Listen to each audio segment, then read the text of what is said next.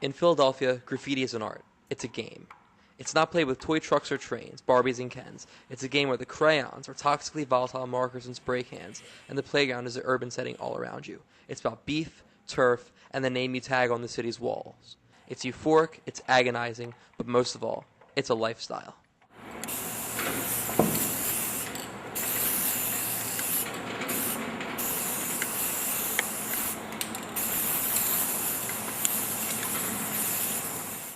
I write news. I started writing when I was 18 years old. I chose the name news because I want to be something that people are talking about and something that's on people's minds, and I thought that news would suit that. I also think the word itself looks cool. I got interested in graffiti through friends I met at college. A lot of the people that I became friends with quickly were involved in the whole street art community, and also just being surrounded by it in the city, seeing it all the time made me interested in it.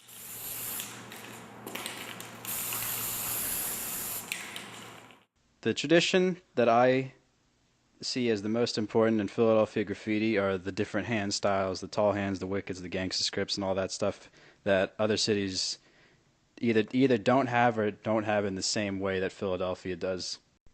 I practice in my notebook every day. I try to fill up at least 10 or 20 pages of just tags and throw-ups and things like that. And what I practice in my notebook ends up getting up on the wall, so I try to practice so it looks better.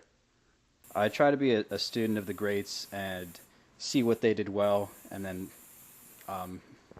twist it my own little way a little bit. I'm always looking at graffiti whenever I'm out and about. I'm paying attention to it. The best part about graffiti for me is when I hear people that I know telling me that they saw what I wrote on blah, blah, blah, and blah, blah, blah, because it lets me know that people are seeing what I'm writing. It feels good.